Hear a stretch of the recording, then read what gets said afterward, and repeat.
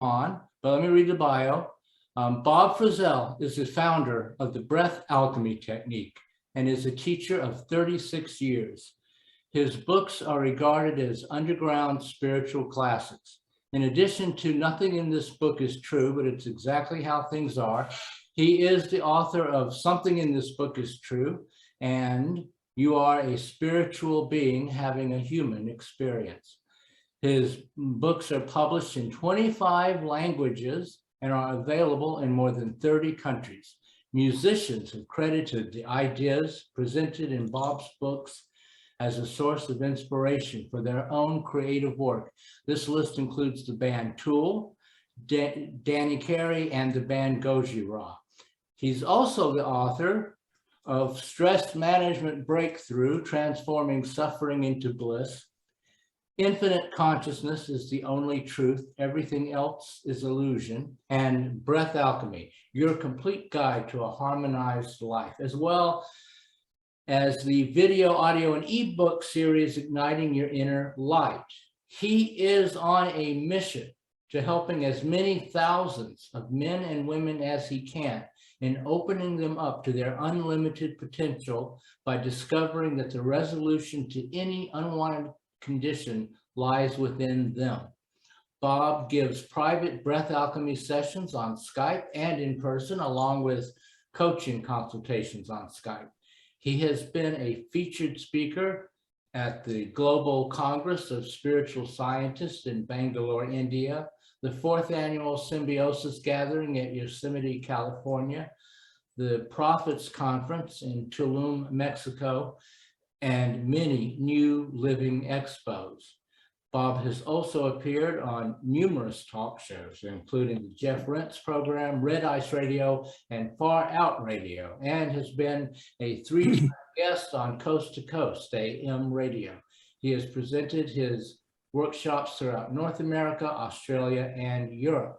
On a personal note, Bob is a nature enthusiast. He loves to hike, and all manner of cats, squirrels, ducks, wild turkeys, deer, and redwood trees catch his eye. He lives— Yeah, wild turkeys and redwood trees especially. wild turkeys and redwood trees, living from Sonoma. Well, cats are number one on my list, actually. Yeah, you're a cat person. Oh yeah, absolutely, for sure. They're my greatest teachers. Eckhart Tolle says he's had 3 Zen teachers, and all of them were cats.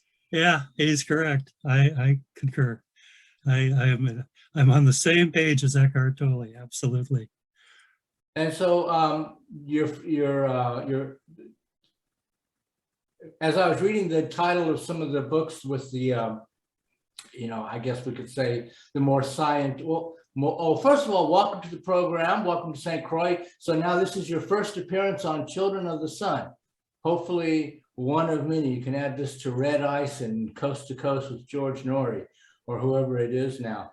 But as I was reading those other book titles, the ones that are less well known, Stress Management Breakthrough, I'm thinking that those titles don't grab you as much as Nothing in This Book is True, but it's exactly how things are. I mean, that's like a killer title. It's like how can you read that title and not have to know what is in that book?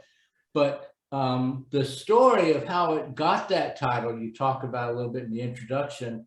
And so I'd like you to tell, if you don't mind, we'll kind of warm up with an easy question. You tell us the story of how that title came to be. And then from that, you could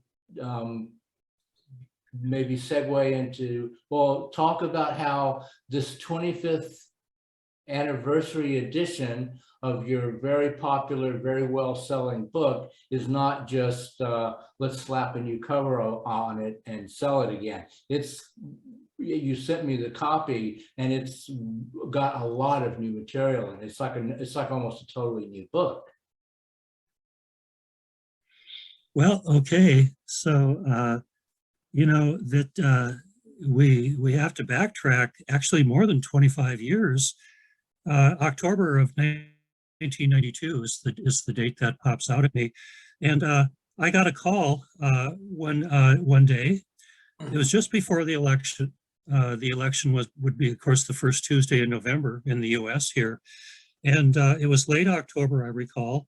Got a call from a guy named Richard, and he had heard about me in one of the local rags. You know, you put your little blurb in there and pay your money, and people read about you. And if they like what they read, they call you up and they schedule a session with you. So the session, of course, was Breathwork, and Richard came for a session, and he just seemed resistant. You know, he wasn't a typical first-time client, not at all. But something happened in the midst of that session that just really turned him around. I'd say really transformed him. And even though he seemed very skeptical at the beginning, acted like he hardly believed a thing I was telling him. What's this guy coming for a session for? You know, I was sitting here wondering.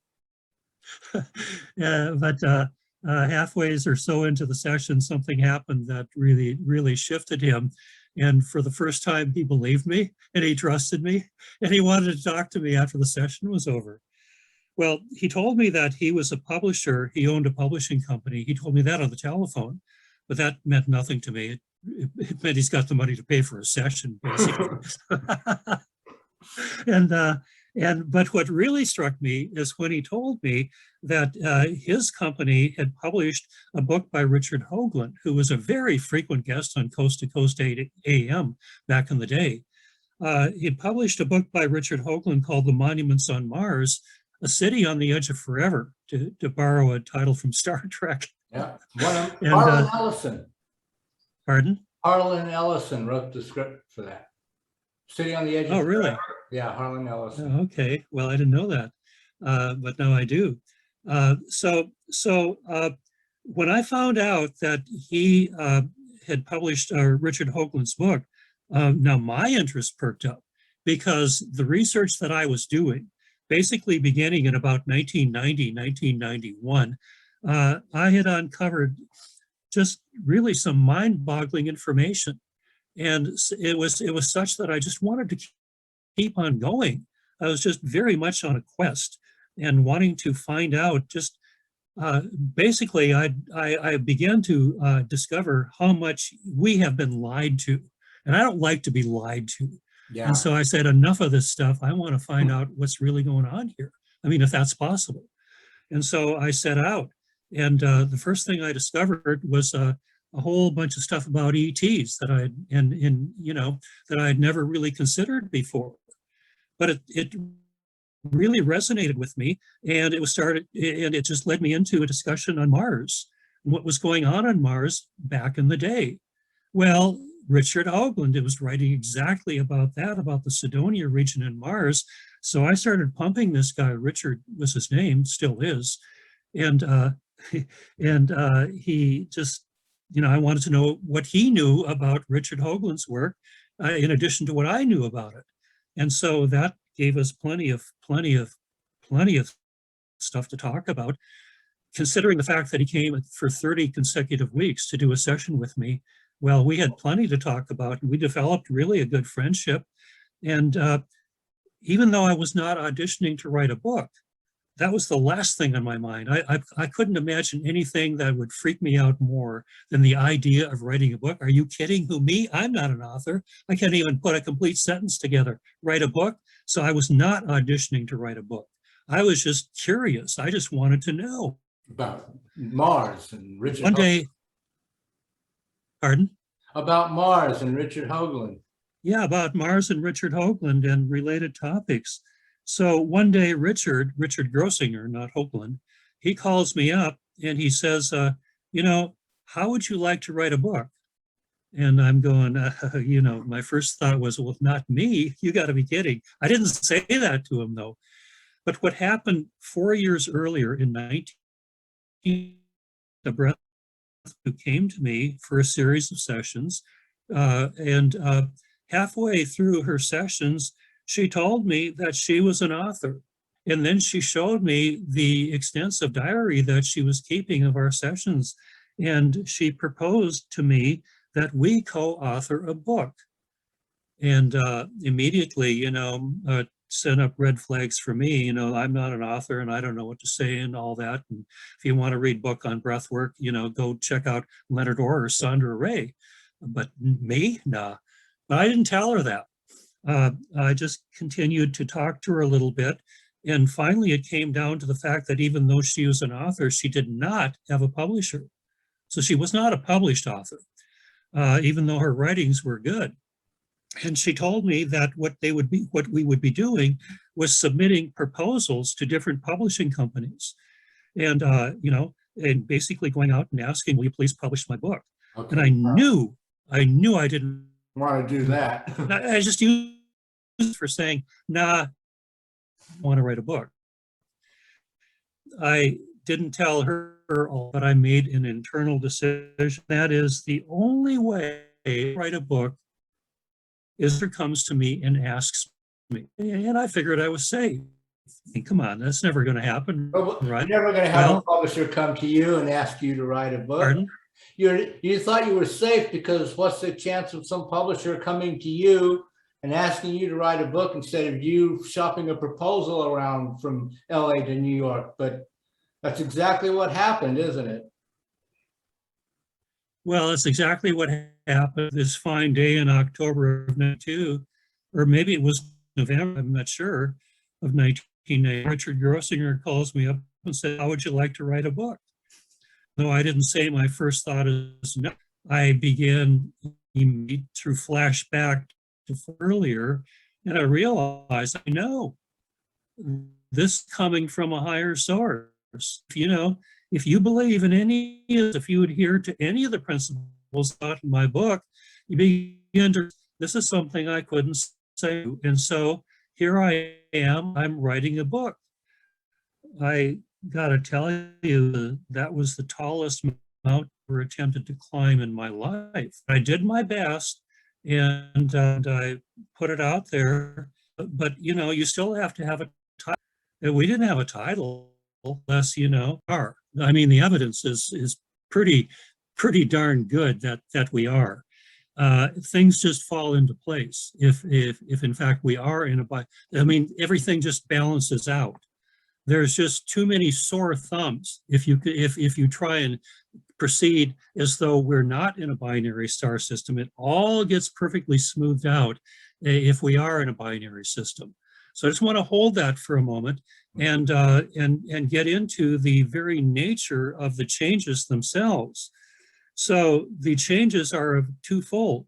Number one, changes in consciousness, and number two, changes on the physical changes, more commonly referred to as earth changes, pole shifts, and stuff like that.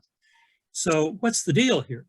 Well, this is where it gets really interesting. First thing I want to say is there is nothing to worry about, even though I'm going to get into some information that, could sound kind of scary. I guess I could say nothing in the book is true anyway, except maybe the other side is true. Everything in that book is true. What if it is? So let me just talk about that a little bit. Changes in consciousness, I'll first touch upon that. If you take a look out there, you realize that these are not normal times, extremely accelerated times in whatever measure you want to use. And the main point that I want to make with regard to that is that, my journey began many years ago when I began to discover how much we've been lied to. It's just off the scale, the amount of lying that's going on out there. And so the global darkness on a massive scale is coming to the surface in order to be transmuted into the light. That's what happens when you are right on the bubble right now. There is an enormous infusion of higher vibratory energy that's coming into the earth, higher dimensional, fourth dimensional energy that's penetrating the third dimension in here. And what it's doing is stirring things up. This is not a bad thing. This is a good thing. It absolutely has to happen in order to be able to clear the deck a little bit so that we can actually get ready for ascension and bring many, many more people along. So the principle is really very simple, Ray. It's really analogous to walking into a totally darkened room. You can't see a thing.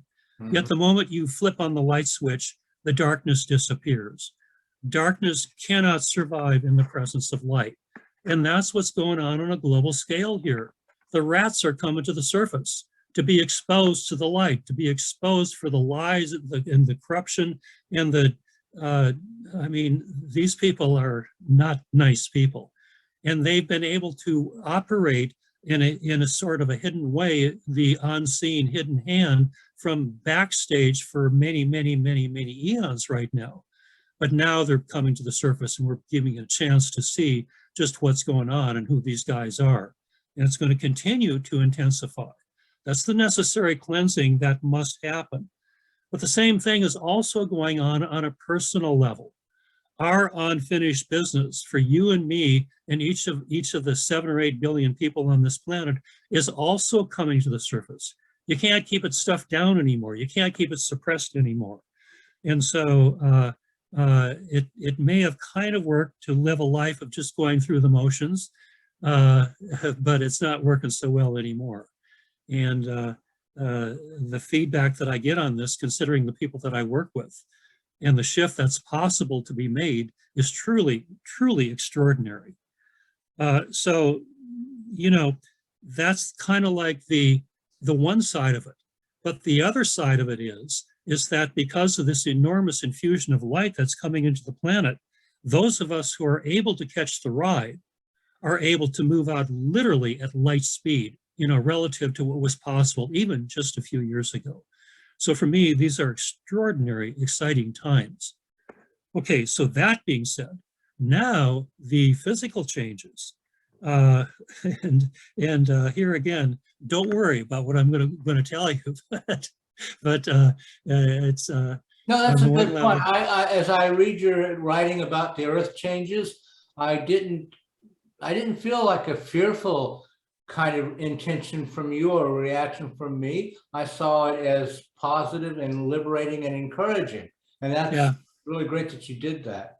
Yeah, because when you know it all, you realize there's nothing to worry about. When the shift actually happens, well, actually, another very useful way of looking at this is the global karma that we've all accumulated. Call it karma, call it your unfinished business coming back to haunt you, call it, you know, that which you have not completed from way back in early childhood or even dating back earlier than that. It's now coming to your attention. It'd be being given an opportunity, you and I are being given an opportunity to resolve that so that we can move ahead, so that we can dramatically increase our vibratory rate and go with the planet as she ascends into 4th dimension. But the thing is that we've accumulated so much. There has been so much manipulation and control on this planet for so long now that there is so much unresolved karma that is going to have to be resolved one way or another. And that's what Earth changes are. They're totally a reflection of our function of consciousness, or perhaps better said, total reflection of our lack of consciousness. Yeah. And to the degree that we don't clean up the mess that we've made, Mother Nature, Mother Earth, and the higher forces are going to do it for us. Is it kind of a manifestation of the collective negative ego or the collective death urge? Yeah, well, exactly. And so the collective unfinished business, you know, there is an amazing document out there that I've come to rely on quite a bit. It's called The Law of One. I just barely touch on it, and nothing in this book is true. And in my new book, I go into it in much, much more detail. And what they have to say, I mean, this is information that came through originally 2.6 billion years ago from an entity, collective entity known as Ra, who originally came from Venus and has since, long since branched out throughout the cosmos, at least through the local 52 star cluster. In our celestial region. They were known as the ancient builder race. And so, you know, they've been around the block a few times. And one of the main points they make in the Law of One is that there's two ways to be of service.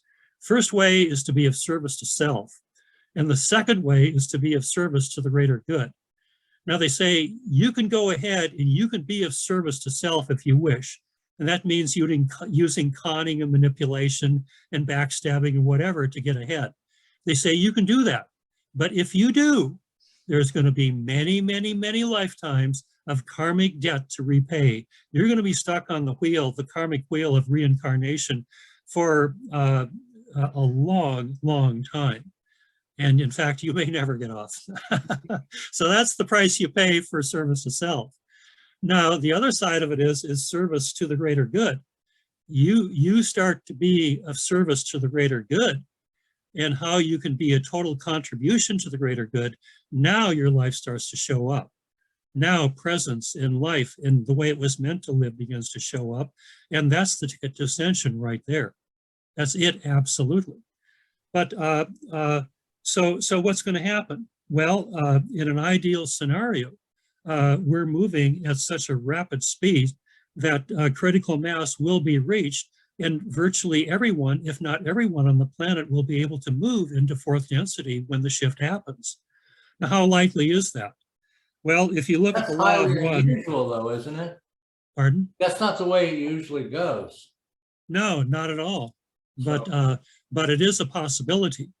And the Law of One very clearly spells this out, even though they say it's very unlikely.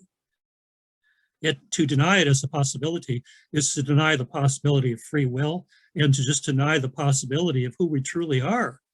And so we have to absolutely keep that open. And my sense of it is, certainly for me personally, I'm doing everything I can to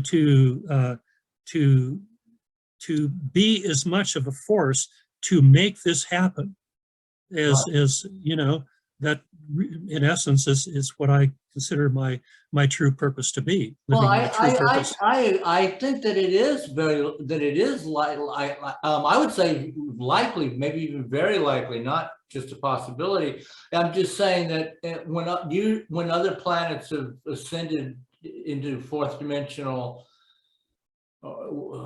frequency, that's not usually why we seem to be benefiting from an unusual help or dispensation, you might. Yeah, yeah, we are, and but that's going to take a little time to get into. There's many facets to it, and actually, that's what I'm leading to right now. Okay. But we just have to, slowly let things unfold. This is just tons and tons of information that I've distilled, that I've picked up over the years, and to try and put it all together into, condense it into a 2-hour interview. It's even more of a challenge than it was putting it into a book. But I had a heck of a lot of fun trying, and I'm having fun right now too. So, I mean, why not? So I just want to hold out the possibility that everybody, there is that window of possibility that everyone can go through, that we can reach that critical mass, and that it's going to be a fantastic ride.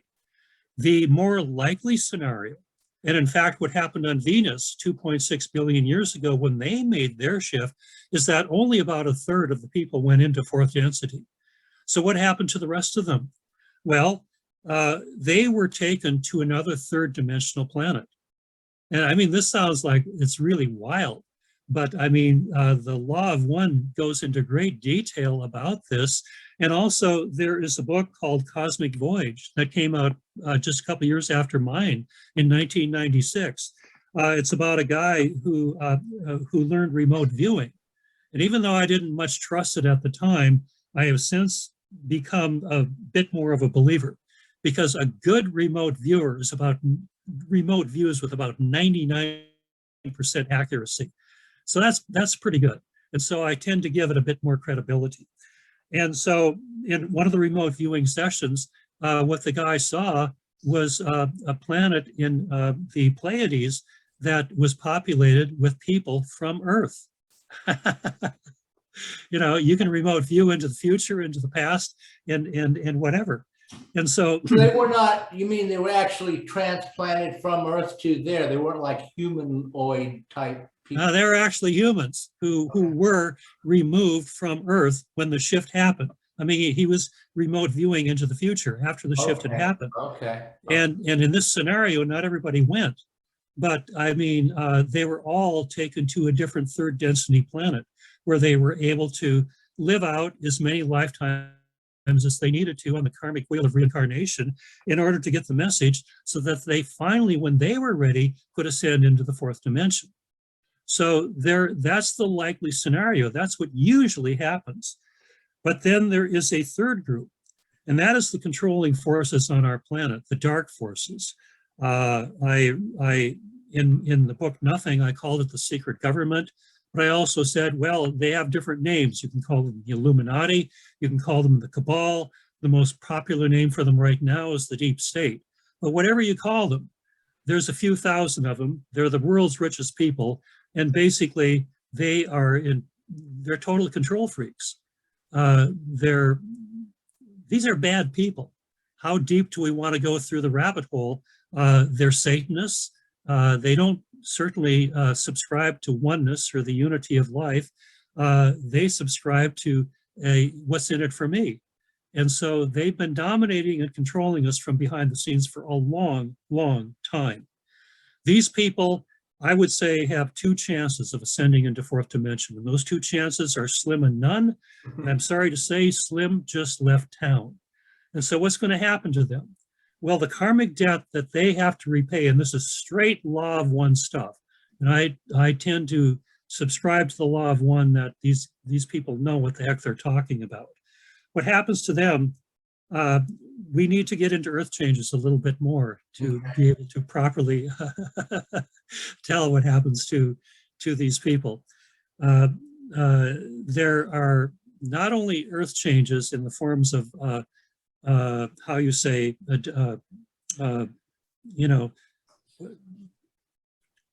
how can I go brain dead at a time like this? What's it called? Pole shifts. Yeah, there we go. Oh. That's where entire continents go up and down.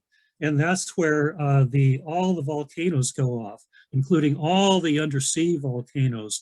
And they fill the earth with about 40 to 400 feet of rock and soot and whatever. And then to cap that off, there is what is most commonly called a solar flash, where the sun pulses. It increases in intensity for a very brief period of time, just a few seconds. And it goes out, and anything third dimensional becomes a crispy critter. And so these guys are going to become crispy critters, I'm sorry to say. That's the price you pay for being that deep down the rabbit hole, for being that deceptive, for doing everything that they have done to hold humanity back and to screw us over in every conceivable way possible. So what's the basis for all of this? Well, if you go back to the idea that we likely are in a binary star system, and most likely the partner in our star system is Alpha Centauri, there's another star rotating around Alpha Centauri. It's called Proxima Centauri. Now, just a short while ago, Proxima Centauri, and this is recorded here on Earth by our best astronomers, what they saw was something that was truly, totally amazing. I mean, just off the scale in terms of what they saw. And that was Proxima Centauri basically pulsed out to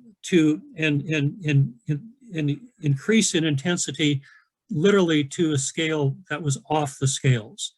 And it would devour any third dimensional planet that was in its way. And then very quickly, within just a few seconds or a couple minutes at the most, it came back and everything went back to normal again.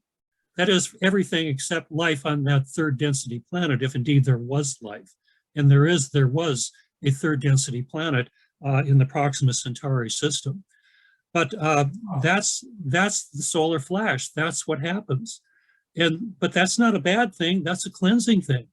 I mean, third dimensional planets like planet Earth has basically at that point been used up, and it needs a few eons to restore itself. But there's really no problem because life has just shifted up to a shorter wavelength, to a higher frequency, to what we call most commonly heaven, and in dimensional terms, it's called the fourth dimension, where even in our best moments on fourth dimensional life, a typical day is 100 times or more better in every conceivable way than even our best moments here on third dimensional Earth. So to me, that sounds like something worth going for. I got my bags packed. I'm ready to go. And I want to bring as many people along with me as I possibly can. So there's all that. Cool. Yeah, and it just keeps going from here. So you want me to talk some more? I can talk all day about this stuff. Yeah, well, and we could go either two ways. One thing that I was noticing, we were talking about how the dark forces are being flushed out and being exposed, and how it's so obvious that we are in a rapidly accelerating time.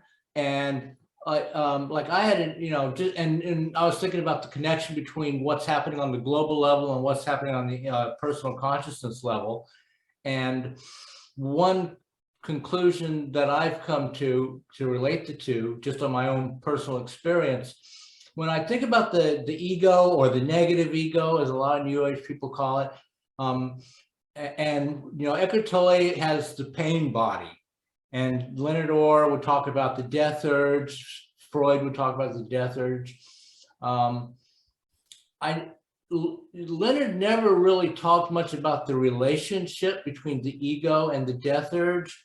Eckhart Tolle occasionally has said that the death urge is like the shadow side of your ego. I had an experience where my death urge actually came out of me and assumed physical form and basically tried to kill me. And during that experience, my conclusion was the death urge is your ego when it doesn't care anymore about pretending to be your friend. And so on the collective level, what's going on now is just so blindingly obvious. It's like, how can anyone not know that this is not the world we live in is not what we thought it was. This is not normal. This is very odd. And I think that's because these cabal forces you're talking about, they know their time is up. They don't really care a whole lot anymore about being exposed. They're practically showing themselves in full public view now because they're so desperate.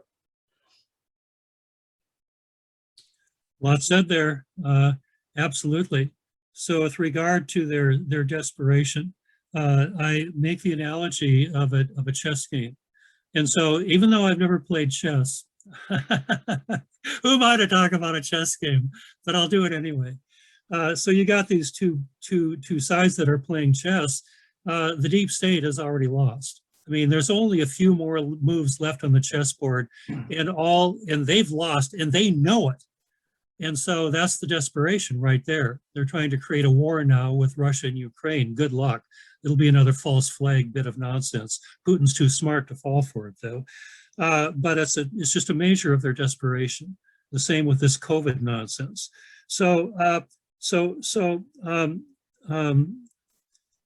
Yeah, they've already lost the match.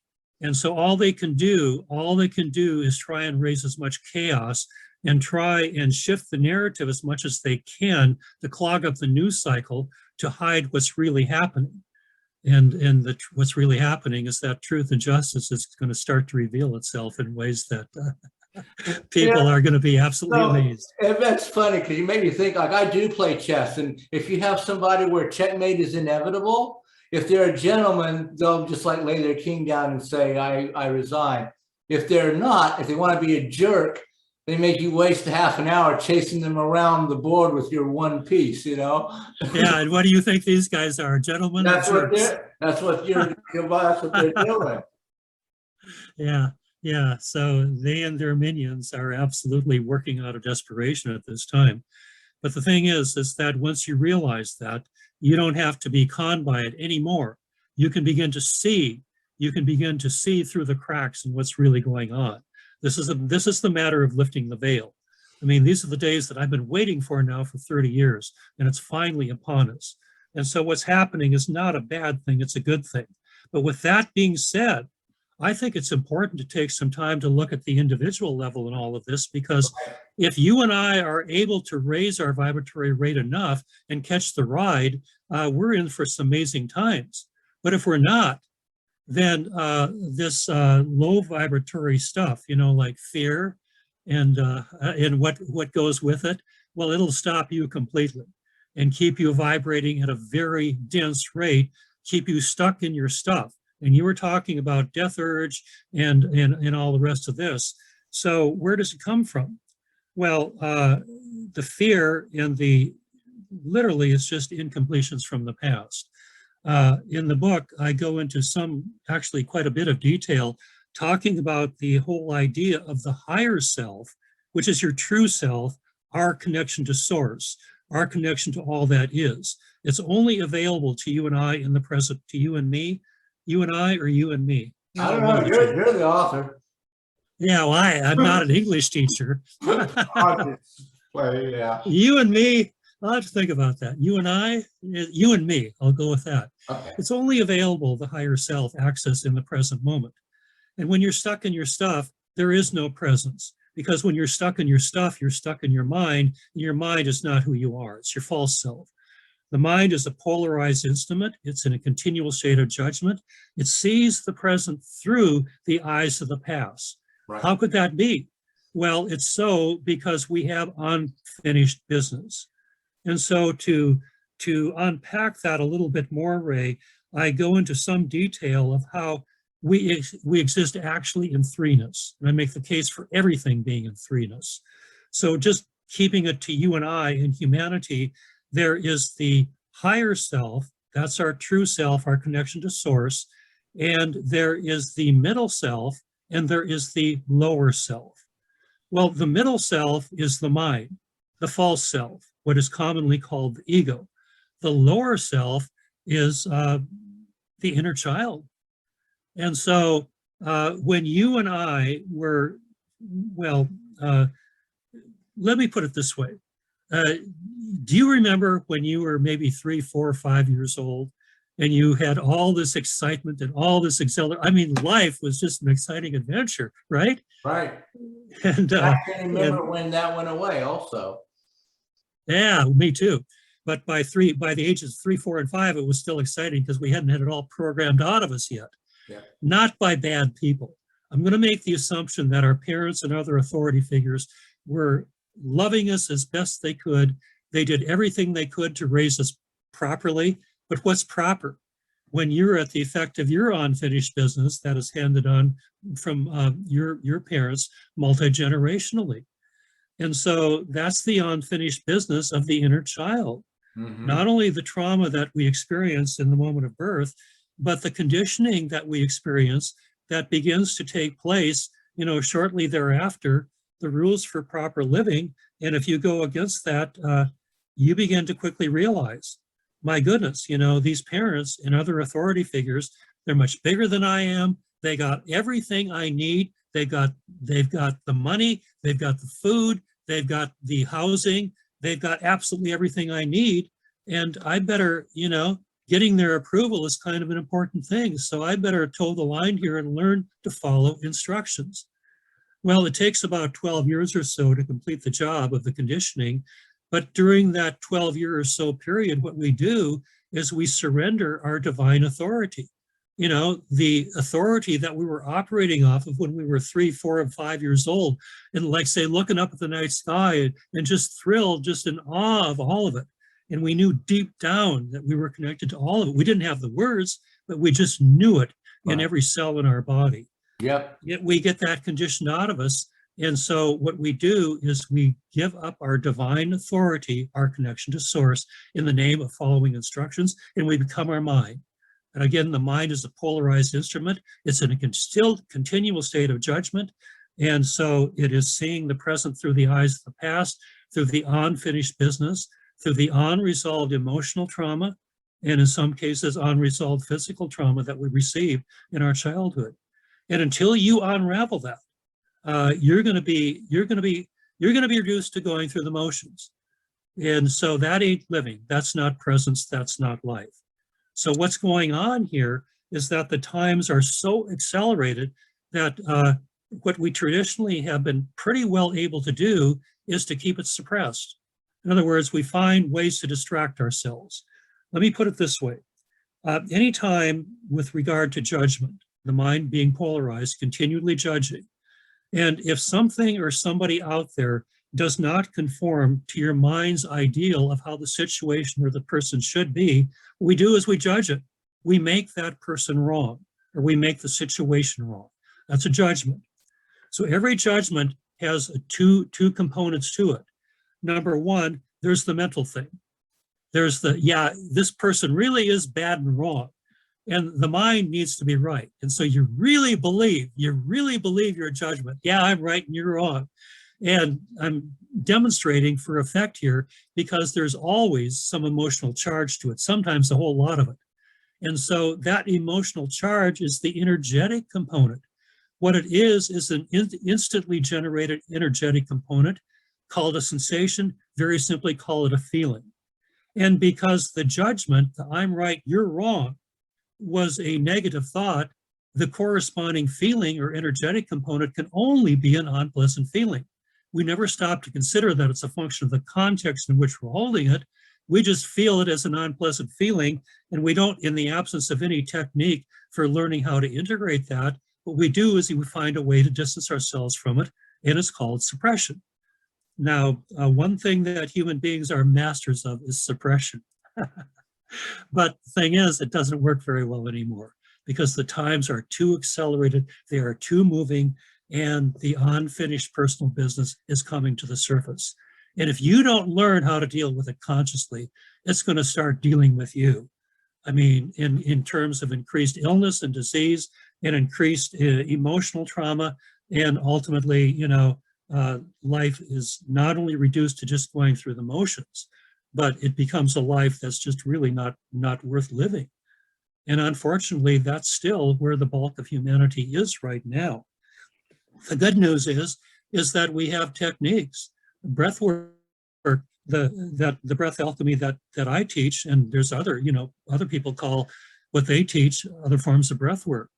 Whatever the heck you call it, that it's a tool that allows you to integrate at the feeling level, to take those things which you were quite convinced would not and would never contribute to your sense of well-being. So you spent a lot of time trying to keep it suppressed so you could kind of get on with your life, but to take those very things and to learn how to consciously bring them to your attention, learn how to harmonize with them at the feeling level so you can transmute their energy into your sense of well-being, and in so doing dramatically raise your vibratory rate so that you're in tune with the times and that you're in tune with the ascension as it's happening on the planet here. So you start putting all that together, and I say that what we have is an unprecedented opportunity to not only lift the veil, but to truly discover who we are and why we're here and what this is all about. Because here again, it's only when you're in the present moment that your true self shines through. Your connection to source, your higher self, is only available in the moment. The mind will block you from it completely. And as you learn how to harmonize with and integrate those feelings that have been troubling you for a long, long time, then that brings you into the present moment. And so you are present in life. Life again becomes an exciting adventure, just like when you were 4 or 5 years old, man. Right. And, you could hardly, you woke up with a big smile on your face every morning and here we are, ready to, life can show up that way again. And well, that's actually the main reason that I dedicated my life to breath work. I mean, the breath work, if it wasn't for breath work, I'm supposed to be paralyzed from the neck down in a wheelchair right now. And you would think that would be enough of a motivation for me to say, well, I'm going to spend the rest of my life showing this to people. But actually, it was the real motivation was. Prior to breath work, I was a numbed out zombie, totally stuck in working out of the mind in polarity consciousness. And after breath work, I was like, it was like I was resurrected and I was alive again for the first time in 20 years. Yeah. And, you know, and it's like, and I see other people who are still numbed out zombies. And I'm like, please, I could help you. This could be so good for you. And, you know, and so, yeah, like you're saying, it's like you want to bring as many people along with you as you can. Yeah, sure, absolutely. Service to the greater good, straight out of the law of one, and that is your ticket to ascension. Well, I mean, it sounds like you and I have a common denominator here of sorts, and that is that necessity is the mother of invention. You know, sounds like you painted yourself into a corner also, Yeah. and you discovered this because you had to. There weren't no other options left, and it's either cash it in or find a way to deal with this. Do you know that I called to get an appointment? I'm not going to go into the long story, but I called to set the appointment with the breath worker that I had finally managed to find. And the only time they could see me was the same day and time that my first medical procedure was scheduled for. So I had to choose breath work or allotropic medicine. And I'm sitting there on the phone and it's like everything became deathly still. It was like the universe was watching me make my most important decision I've ever made in my life. And I was like, whoa. And I went with the breath work and thank God I did. Yeah, thank God you did, absolutely. What happened to you? What was your corner painting episode? Well, I'm really curious to hear your story too. So we'll do a little sharing here. Okay. But I'll tell you mine first. It really began, well, back in the day, I was a professional bowler and very, Like very. you guys on TV? Yeah. Oh, only wow. I was just starting out, so I never did make it to a TV show. But what I had was a total, absolute burning desire to be the very best that I could. And that was both helpful and it tended also to get in my way at certain times. What happened was that bowling in a tournament, I hurt my back. The approaches were sticky and I kept trying to deal with it. But sticky meaning like there was spilled Coke on the alleyway or something, or what do you no, mean? I mean, if in the approach in bowling, in preparation for throwing the ball down the lane, there's a 15-foot approach. So you take 4 or 5 steps, and your last step, you slide in preparation for releasing the ball. Well, if the approaches are sticky, you don't slide, you stick. And so that went on for the entire tournament. The bowling alley manager supposed to keep it smooth, non-sticky?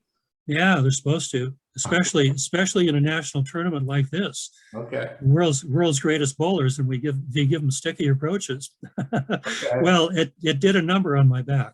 Wow. And I mean, but I was a dummy, and this is where the burning desire kind of hurt me, very much hurt me. I just decided, well, you suck it up and you play through it, and that was about the dumbest mistake I ever made in my life.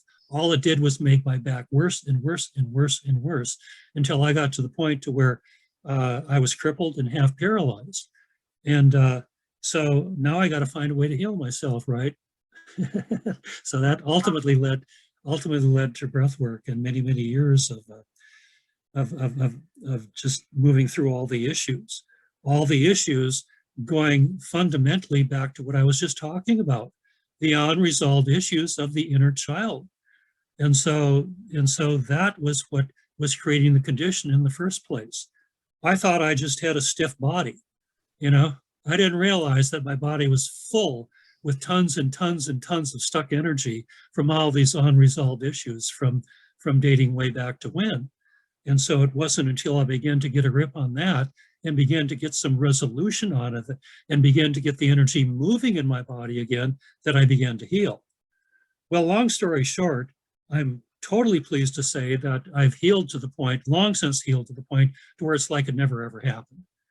But during the midst of it, the cripple and the paralysis and the off the scale pain, let's just say I wasn't having a lot of fun. Let's just leave it at that, okay? So that's kind of like my story. Cool. But, you know, hearing you talking about being paralyzed from the neck down, it doesn't sound like you're having much fun either. What happened? Well, it was supposed to be. That was the prognosis. So well, what happened was that I had this incredible pain in my right shoulder, and it was so bad. It got so bad, and I didn't want to go to a doctor, you know. But I was taking like a half a bottle of Advil every day, Oh, yeah. and if I did that and held my arm in a certain position, I could maybe get 45 minutes of sleep before the pain woke me up again. So what actually drove me to the doctor was sleep deprivation. I was losing my mind from getting no sleep. I could talk, I was like forcing myself to bravely push through the pain. But the lack of the straw that broke the camel's back was when somebody asked me my name, and I had to stop and think for a long time before I could answer the question. And that's when I realized I need to get some sleep. I need to go see a doctor. So I go to the doctor, and the nurse, the intake nurse doing the intake form, is like, you keep taking Advil like this and you're going to fry your liver. And Probably true, yeah. I go to see the doctor, and he runs some tests on me, and then I go back in for the test results. And what he basically tells me is I had some kind of it was unusual, advanced rapid onset degenerative rheumatoid arthritis, which is early onset. So I'm like 21 years old, and I have this form of rheumatoid arthritis. It just tears through your body with no mercy. And the pain that I was feeling in my shoulder would eventually be in every joint in my body, and I'd be paralyzed from the neck down and in a wheelchair. And there was no cure, but there's people all over the world in labs looking for a cure. And so the treatment is we give you steroids and painkillers to try to give you a tolerable quality of life while you wait for someone somewhere to find a cure, which last time I checked, by the way, it still has not been found. And so I gave my my father had just retired, and it seemed like he was on all kinds of medications, gout, blood pressure, et cetera, and he had his own personal copy of the physician's desk reference, and it seemed like his hobby was looking up side effects. So I told him what the doctor, what he wanted to do is inject me with a steroid, and there's this whole process where they test you to find out which one you should start on. They gradually increase the dose because your body's going to get used to it, and then they have to switch you to a new one, and it's like this whole thing. So they had to do a test to figure out how and where to start me. And they called me that he had the test results. He wanted me to come in 10 o'clock Saturday morning and get my first shot in what would then become a lifetime series of shots, never ending. Oh yeah, allopathic medicine and big pharma, they'll fix you right up. Yeah, as long as it's worse than Publishers Music Clearinghouse. You can never get off the lifetime subscription. That's a good one. I like that. And anyway, I told my father what it was they wanted to inject me with, and he's like, uh-oh, let me read you something. And he gets his PDR, and the side effects are like renal failure, blindness, heart attack, brain lesions, strokes. And he just kept reading and reading. And I'm like, I think I'd rather just have the sore arm. So in the meantime, I'm guided by a series of miraculous events to find Lenador and Rebirthing Breathwork and his center, which turned out to be like less than 2 hours from where I was living at the time. And I wound up like getting my first session from his lead trainer. And then before I had finished my 10 sessions, and that was the story I was making the appointment with her and she could only see me Saturday at 10 a.m. And that was when my doctor's appointment was. And so I was like, okay, I'll be there. I call the doctor's office. I'm not going to be there. And I go to the breath work. In less than 10 sessions, my arm was totally healed. I never got the steroid injections, and I never got aches or pains anyplace else. And, you know, I'm in pretty good health right now. So yeah. That's quite a story. Quite a story. There's a lot of similarity between what you went through and what I went through. However, I did not even consider allopathic medicine. I wasn't going to let a doctor ever look at my back. No way. Heard too many stories about what back surgery did to you and how many people spent their entire rest of their life regretting the decision that they had made. So you got to find a way to heal yourself. And when you begin to realize that the body is energy and that the body is full of stuck energy, and if you can get the energy moving again, well, hey, maybe some real healing can begin to occur. Yeah, and speaking of it, the energy moved again, and just briefly, like I concur with you about incompletions from the past, because the other thing that happened during this 10 sessions was I saw myself as a 5-year-old making some choices about how to live, and I said to myself, I'm living my life by the playbook of a 5-year-old. That's probably not the wisest thing I could be doing. And so it was like seeing that and completing that and getting, it wasn't subconscious programming anymore that I didn't even know was running my life. It was, so I was freed of that. And that probably had a lot to do with moving the energy and healing the condition. Yeah, absolutely. No question about it. Yeah, well, the subconscious programming well, in the book, I talk about the law of cause and effect. And this is a law, a universal law, by the way. And one thing about laws is that ignorance of the law is no excuse. You get stopped for going 50 miles an hour in a 25 zone and you say, gee, Oscar, I didn't know. Good luck. So the same thing is true with universal laws. And the law of cause effect says you always get what you want. There's no exceptions. You go, what? Well, wanting is defined as both conscious mind and subconscious mind. So the details are in the subconscious, which is analogous to an iceberg, 90% of which is below the surface. Oh, yes. And the cliche, be careful what you wish for, you just might get it, needs to be expanded to, and by the way, half the time you don't know what you're wishing for. Well, when you're wishing out of a reservoir of unquestioned, unexamined subconscious programs, right, then life is full of a few pitfalls here and there. But the thing about the law of cause and effect is that it's the, like I said in the book, if you were given, if God came down on a cloud to you and he says, look, Ray, I'm going to give you one wish. You can be anything that you want. You can take as much time as you want. You can consult with the greatest authorities on the planet. Take your time and be well-researched and let me know when you're ready to make that one wish and it will be yours. And the point I make in the book is that if you've done your homework and you get to the point where you're ready to make the decision, the one thing that you absolutely would choose is the law of cause and effect. Because what does it says? It says you always get what you want. There's no exceptions.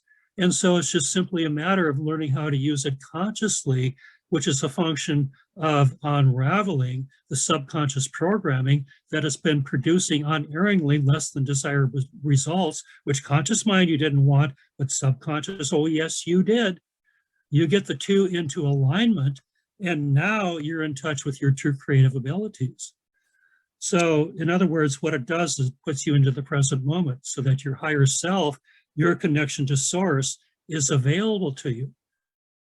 And the thing about the higher self and your connection to source is that's where the unlimited quantities, unlimited amounts of inner peace and joyfulness and creativity and compassion and inspiration and all the good things are available to you in your life. That's where life shows up. Helen Keller said, my favorite quote of all time, she said, life is either an exciting adventure or it's nothing. So either you're living life as a living presence and you're in touch with these unlimited quantities of inner joyfulness and peace and all the good stuff, or you're reduced to just going through the motions. You're living life conceptually. You're seeing the present through the eyes of the past. And so even though you conscious mind don't want what you got, the subconscious mind says, oh, yes, you do. there's that law of cause and effect again. And so it's just a matter of learning how to use it consciously, which is learning how to transmute that energy into your sense of well-being and complete. So, boom, Yeah. life shows up, life starts to work. It's just so, it's just such a wonderful way of living. Did you want to get into the history of the Martians and Atlantis? You want me to? Yeah. Martians and Atlantis are always a good topic for radio audiences. Okay, well, I can talk about what I wrote in both books. And Okay. so it is a And very... I wanted to clarify something so nobody makes a mistake, because you referred to your book that isn't yet available, hasn't been published yet, and people might think that's the 25th anniversary edition. So I want to make sure people understand nothing in this book is true, but it's exactly the way or how? Exactly how things are. 25th anniversary edition, expanded 10 additional chapters and revised and updated. That book is available now. They can buy that book. They can go to your website and Amazon, bobfrissell.com. There it is. It's available now. The expanded and updated. It's a real book. It's a real book. And so the book that that's not available yet, that's something that's in progress right now. Yeah. You have a title for it? No, I'm not going to put you on the spot. You probably don't have a title for it yet. Well, we have a working title. It's called Ascension Timeline. Oh. The subtitle being The Birth of a New Humanity. Whether that'll be the final title or not, I don't know. We'll just have to wait and see and let it go through its course. But if you want to talk about Mars and how that has impacted us here on Earth, and nothing in this book is true. I talk about how back in the day, the Martians are, they were not totally, completely in harmony with life. They were a bit more of service to self. At least the people running the show behind the scenes were very similar to what's going on here, perhaps. And so as a result of that, they simplest way of saying it is they destroyed their planet through war. And just before their planet, their atmosphere was completely blown away, there was a group of them that went to the area in Mars that we know as Cydonia. And that's what Richard Hoagland was writing about, the face on Mars and the pyramidal structure that are in that area too, the Cydonia region. They went to the Cydonia region and they constructed a vehicle, if you will, what perhaps the simplest way of saying it is that a synthetic Merkaba. A Merkaba is a counter-rotating field of energy that takes both, it takes both you and the reality with it. You disappear from this reality. Once you get it cranked up to and through the speed of light, you disappear from this reality and you will end up in whatever reality and what dimensional world that you have tuned to. So it's a matter of learning how to change your conscious wavelength in combination with making a 90-degree shift, that in combination with exceeding the speed of light, and you will end up in a totally different planet, in a totally different world. Well, they ended up in Atlantis about 65,000 years ago in our past. And they came in and immediately tried to take over, but they weren't able to. There was too few of them. And so they just, sort of decided to try and get along with us, but pretty much kept to themselves. And, but it created a lot of tension. And over the course of 50,000 years, it was very analogous in a lot of ways to a marriage that never worked very well. I mean, could you imagine being married to a partner for 50,000 years that you didn't get along with? It wouldn't be a lot of fun. And so there were always problems. And push finally came to shove. I'm not going to go into the details, but it is in the book, where the Martians finally said, we're going to go our own way. We're not going to listen to you guys anymore. Experiment failed. We're declaring a divorce, basically, is what they said. And so what they set out to do was to recreate the very experiment that got them here in the first place. But the problem is too much time had gone by, 50,000 years worth, and they messed up. Their experiment not only failed, but it started ripping open, causing major, major damage to the Earth here, ripping open dimensional levels. And that's something that you just can't have. I mean, that's like, somebody sticking a knife in your gut and how's your body going to handle that? Not very well. Well, the Earth almost died as a result. But there was a small group, the most evolved of us, that we commonly call ascended masters, who were wise enough to just ask for help from higher life forces. And they did receive help. They received a plan that they didn't know if it was going to work or not. It's been tried before. Usually it works, but not always. And so what it was a plan that if they could, number one, seal up much of the damage, in other words, seal as much of the dimensional tears as they could, at least we could kind of sort of get along, sort of make it through. Otherwise, the planet just would have died. So they first of all saved the planet, but they did not entirely heal it.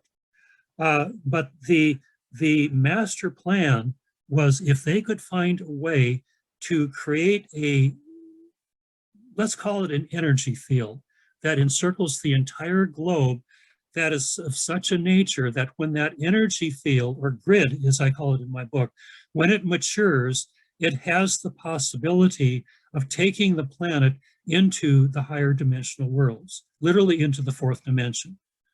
Now, usually that's an organic process.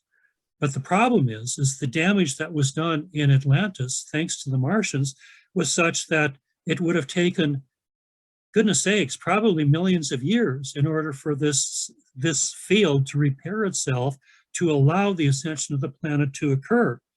And the Ascended Masters knew that we didn't have anywhere near millions of years.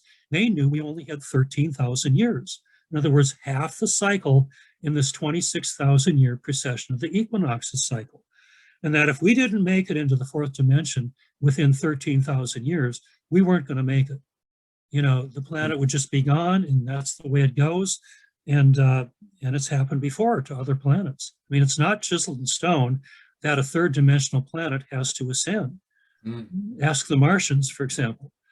So that's where we're at today. And so to bring us clearly and presently up to speed, when I talk about the acceleration of time, how you just look around and you see everything is moving rather quickly out there, that's a function of the fact that we're sitting right on the bubble where the ascension of the planet can literally happen in any moment. Most likely, it's going to happen within, I would say, within a dozen years. There's a timeline in the Great Pyramid, which historically is remarkably accurate. And if you interpret that correctly, what it appears to be saying is that the planet's going to go into 4D, fourth dimension, in about 2029 or 2030. Those are the most likely dates. And then the question is, well, who else is coming along for the ride? But that's the short story of all that has happened. Now, to fill it in a little bit more, I didn't talk about any of this, and nothing in this book is true, but I'll be talking about it in some detail in the book that is not out yet. And that is how what really happened on Mars was something much more extensive. And I didn't know about it at the time, but and this is primarily out of the law of 1-2, so I trust it. We know that between the orbits of Mars and Jupiter, there's the asteroid belt, right? Right. Oh. Well, at one day, that asteroid belt was a planet, and it was known commonly as Tiamat. It's also known as Maldek. And Mars was one of its moons, a habitable moon, and a moon of Maldek. So here you had it was a giant planet too, just a huge, huge planet. And it was well populated with human type beings. But the problem with the beings on Maldek is that they were quite totally committed to service to self. Oh, wow. In other words, they were committed to what's in it to me, and I don't care what happens to you. And so basically, they went to war with other planets. There's much more to this story than I want to get into right now. But basically, they went to war. They discovered an energy field that they felt, if it was used properly, well, let me put it this way. It was never intended to be used this way, but if it was used in the way that it was never intended to be used, but fully capable of, you could destroy an entire planet with it. Very analogous to, if you've seen the first Star Wars movies, to the Death Star. And by the way, what's his name? George Lucas was fed inside information. The Star Wars was not about a planet in a galaxy far, far away. It was about a planet in our solar system, the planet that blew up 500,000 years ago, that became the asteroid belt that was once known as Maldek. And so, but the thing is that you've got all these people who, I mean, can you imagine your planet is gone? What's going to happen to you? Well, you got to take them somewhere. And so, like the Law of One says, and also like the book Cosmic Voyage says, they're transported to another third dimensional planet where they can live out repay their karmic debt. Well, the only planet in the vicinity to take them to was right here, planet Earth. 500,000 years ago, we got inhabited by a whole lot of these beings who, to say very safely, were not very nice people. So bad, in fact, that many of them could not even incarnate into third density. They had to reincarnate, and I'm not kidding, this is straight Law of One stuff, as Bigfoot, as second dimension, second density beings, and try and work out their karmic debt that way. So the Bigfoot stuff is real. These are the beings from Maldek, and some of them, Bigfoot is still around. And so some of them still haven't even evolved to third density. But the point I want to get to is that a number of people, not only from Maldek, from also Mars, did make it to third density here. And what they were doing was holding us down dramatically. These were not very conscious, very aware people, vibrating at a very low density rate. And so what that did was that held us back dramatically. That kept us back, and normally we probably could have ascended a long time ago. Venus did, why not us? Well, Venus wasn't dragged down by all these beings. They didn't have the cabal of the Illuminati holding them down either. They only had just a very few people that were playing a similar role who eventually got the message. But you put all these things together, and this is why we've been living on a planet that is literally at the bottom of the barrel of self-aware consciousness for a long, long time. A planet that has become so polarized because it's become its mind and been confused for a longest time. True confusion is when you think that you are your mind, when you live your life from your false self, your ego, which is exactly what you are not, and you confuse that for being real. That is confusion. And so you put all that together, and now you're faced with the acceleration of the times that we're in right now, and you begin to get a sense of the issues that are coming to the surface for people all over the planet, and how they either need to get this stuff resolved, or they're probably going to go down with the ship, being taken to another third density planet. And so a lot has been said there. But the other side of that is that we're also accelerating at a dramatically rapid rate. And are we going to make it? Well, and nothing in this book is true. I'm making a best case scenario that all of us, or virtually all of us, are going to make it into the fourth dimensional world when the Earth ascends. And hopefully that's the way it's going to play out. So that's a long story short version of Mars and Maldek and the adventure that planet Earth has been through for, well, at least 500,000 years. Yeah, and I think it reflects, like, it's like the story of our own consciousness. I like what Drunvalo Melchizedek said in the 25th anniversary edition. It might have been in the original, I don't remember. Like I was telling you over the phone, I had all of your books, and then I loaned them out and they didn't come back. So I was grateful you sent me that 25th anniversary edition. Anyway, so I'm reading it. Drunvalo Melchizedek, it's talking about how in the ancient Egyptian mystery schools, they would start you off with the right eye of Horus about the heart, or did I get that switch? It's the left eye of Horus. About the heart, and you had to do that first before you could do the right eye with the mind. But here in the modern times, his Merkaba, his Flower of Life workshop, and you also do it, is mind stuff, because we're so stuck in our minds. The mind has to be shown how it is possible to find the heart again. And so it's really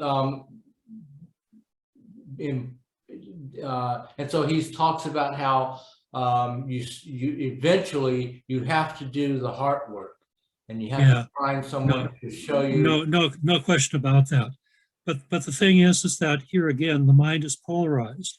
When we become our mind, that means it's a continual state of judgment.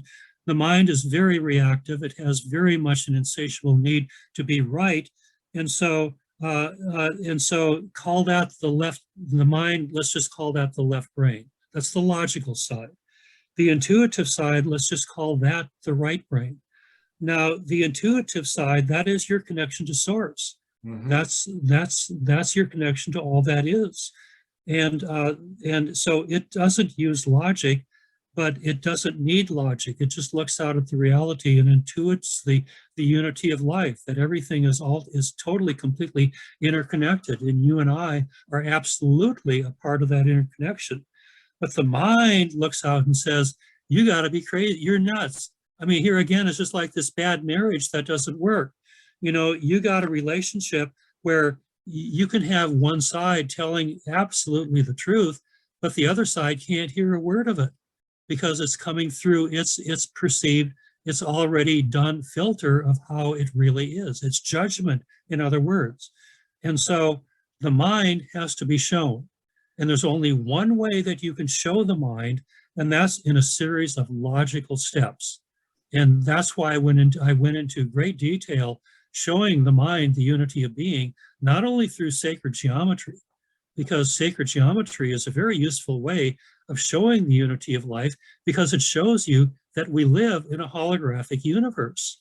And the thing about the hologram is that every bit of it is a smaller version of the whole.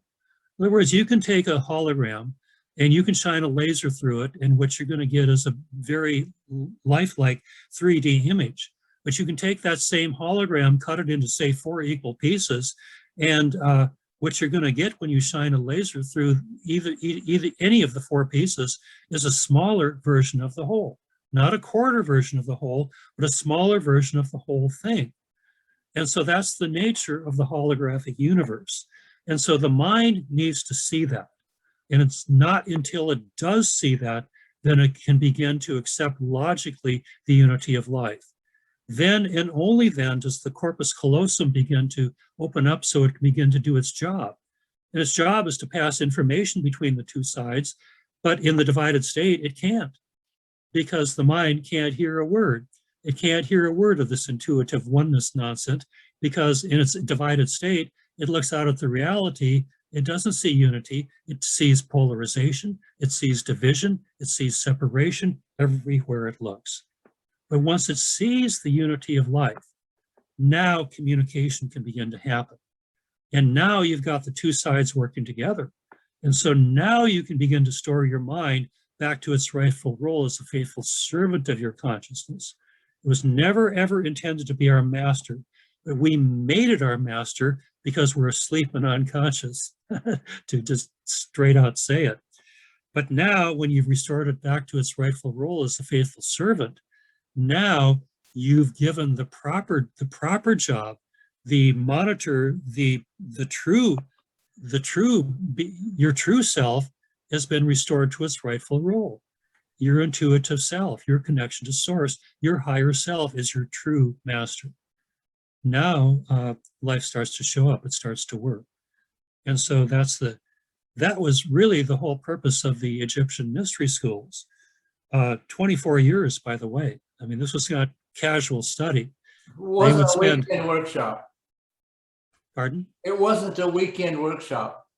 No, not exactly.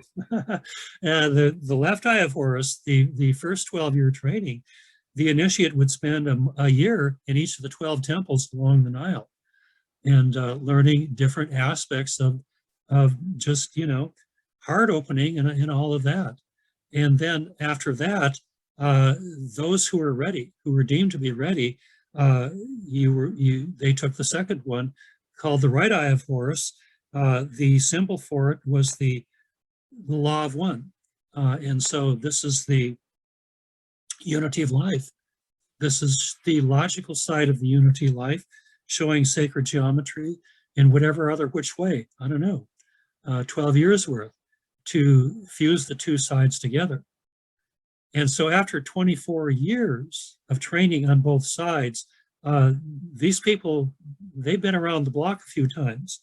And so the final initiation took place in the Great Pyramid, which was a rather interesting initiation, I'm sure, to say the least. The Great Pyramid, for all that we've been told that it is, I'll just go back to my initial premise that you and I have been lied to beyond our wildest imagination. The Great Pyramid was built 13,200 years ago, first on a fourth dimensional level, and then it got, how would you say, transmuted or whatever to the third dimensional level here. It survived the dimensional shift, in other words, and what it is an initiation chamber.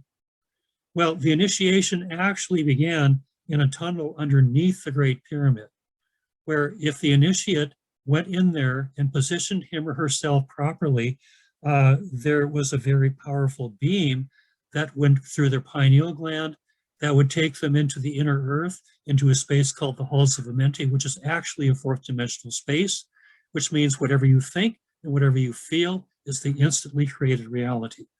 So you can begin to appreciate the value of 24 years of training where you learn to move through your fears and limitations.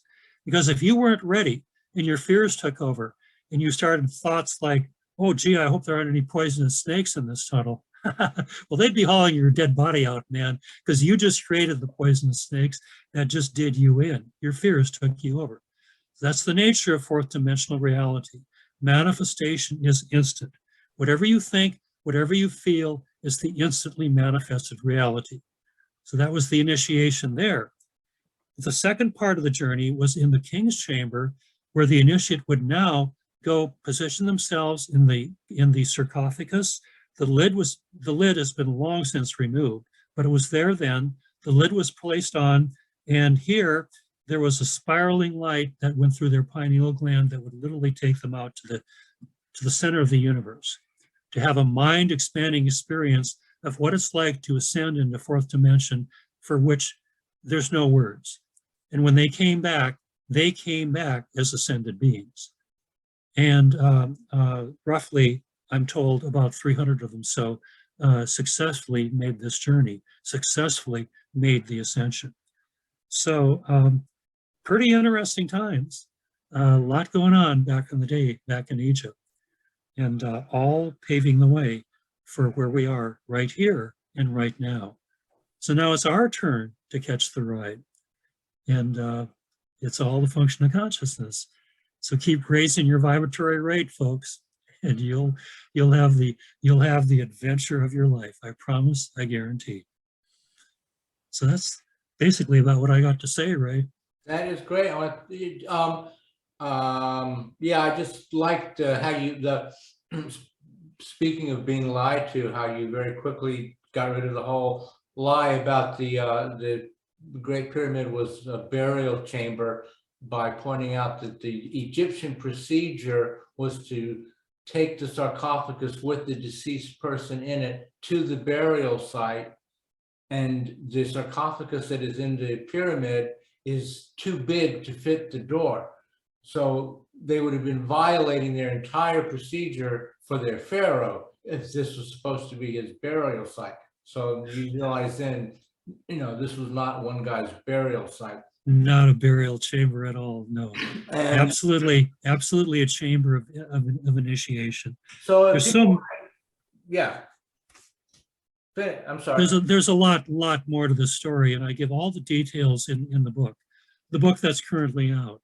Yes. This one, nothing in this book is true. And This book is true by Bob Frissell. You can go to bobfrissell.com, or I guess any other online or physical bookstore you can probably and find it.